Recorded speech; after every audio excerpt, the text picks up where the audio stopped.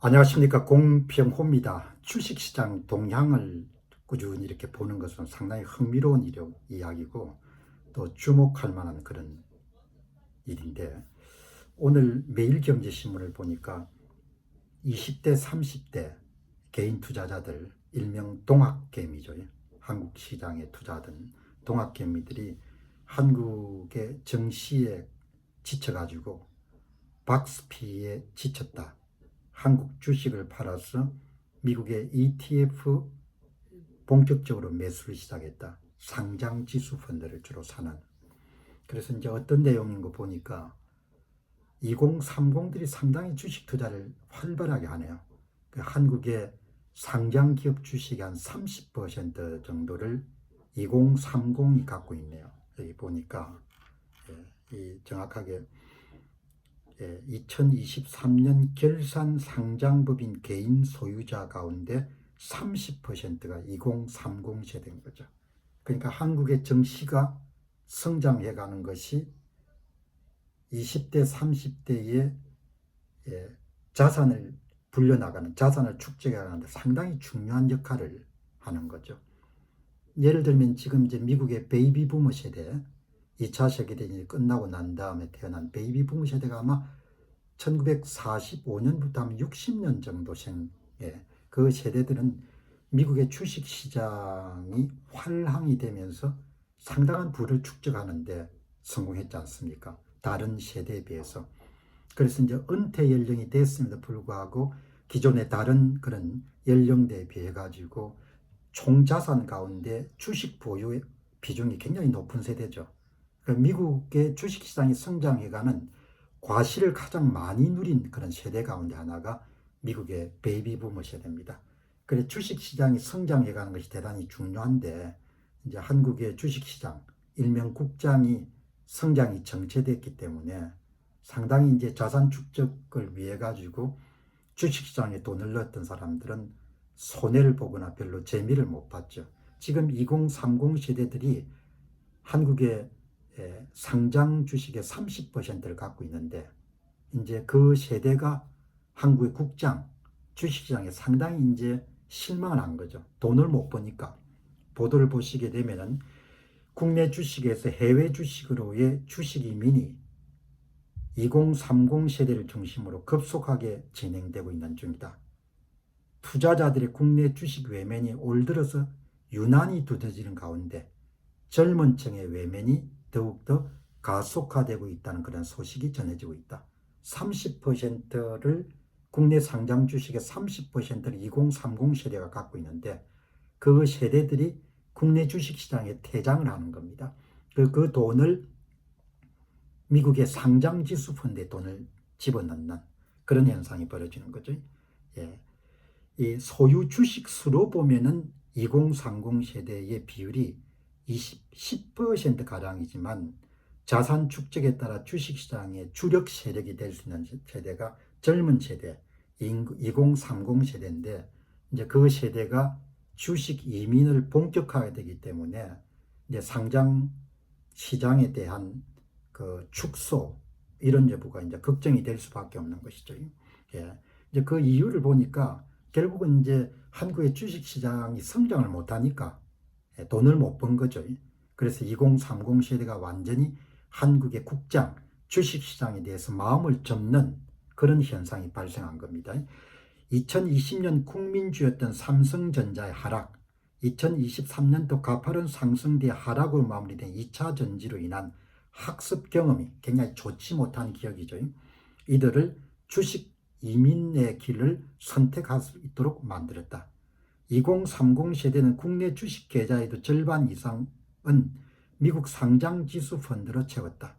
미국 시장에 상장되어 있는 ETF에 비해 한국 시장에 상장된 미국 지수 ETF는 환전에 불편이 없고 낮 시간에 거래할 수 있다는 장점이 있다. 이렇게 나오는 거죠. 그러면 2030 세대가 왜 미국 주식 시장에 뛰어드느냐?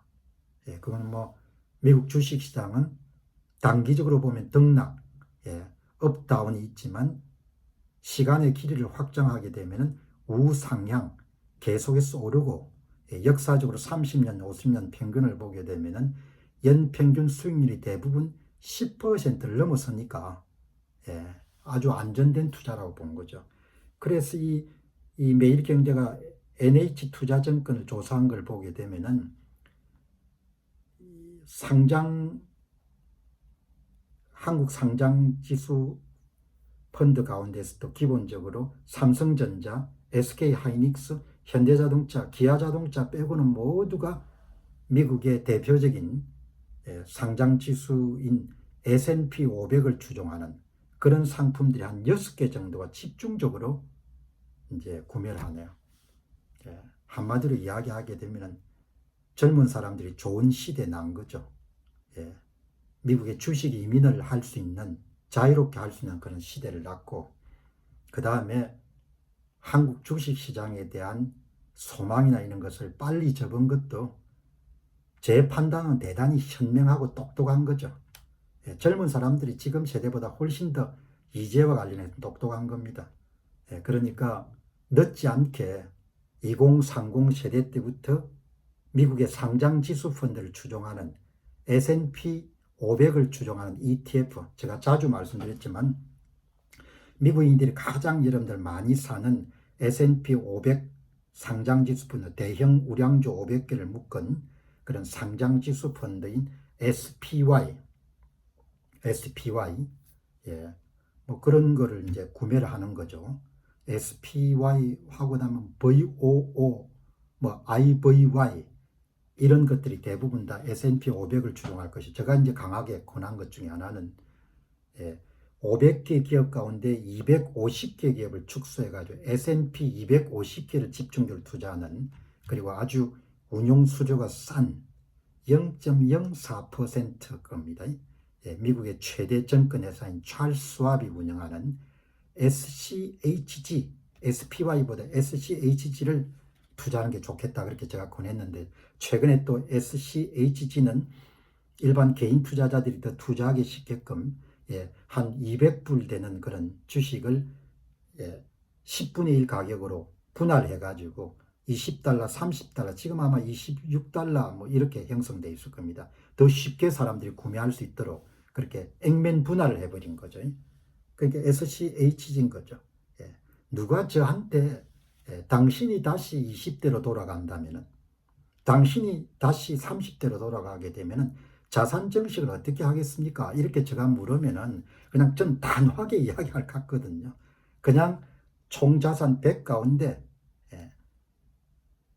S&P 500을 추종하는 SCHG에 50% 투입하고, 그 다음에 딱 50%는 떼가지고 나스닥 지수를 추종하는, 그리고 나스닥 지수를 추종하는 펀드 가운데서도 비교적 좀 운용 수수료가 좀 낮은 QQQ 대신에 두 종목을 그냥 20대부터 30대까지 봉급 들어오는 날에 그냥 일정 부분 딱 떼가지고, 투자라는 것이 돈 다 쓰고 투자할 수는 없지 않습니까? 그냥 딱 떼서 저축하는 셈 치고, 저축하는 셈 치고 두 종목의 상장지수 펀드에 돈을 투자하게 되면은, 그러면은 그냥 20년, 30년 가면 무조건 이기는 투자, 무조건 승리하는 투자가 될 거라고. 이 쉬운 것을 우리 세대는 그런 기회가 없었지 않습니까? 미국의 상장지수 펀드를 쉽게 접근할 수 있는 그런 길이 주어지지 않았는데, 세대별로 행운이란 게 있지 않습니까? 우리 세대는 성장률이 좀 높은 그런 시대를 살았지만, 이렇게 재산을 금융시장을 통해서 불릴 수 있는, 특히 한국 시장 외에 다른 시장을 접근할 수 있는 가능성이 거의 없었고, 지금 세대는 취업난도 좀 어렵고 여러 가지 불편한 점이 있지만 저축 대신에 투자를 할 수도 있고, 투자를 주식 이민 투자를 통해 가지고 재산을 불릴 수 있는 그런 시대가 열렸으니까, 좀 냉정하게 이야기하게 되면 재산 증식과 관련해서는 대단히 행운인 세대인 거죠. 한국 역사상 처음으로 미국의 상장 지수 펀드를 장기 분할 적립형으로 축적해 나갈 수 있는 세대인 겁니다. 그냥 눈 딱 감고 S&P 500을 추종하는 SCHG의 50%, QQQ 나스닥 지수를 추종하는 QQQM의 50%, 그럼 무조건 뭡니까? 60 정도에 은퇴할 정도 되면은 수백만 불 정도 재산을 불릴 수 있는 거죠. 아주 쉬운 방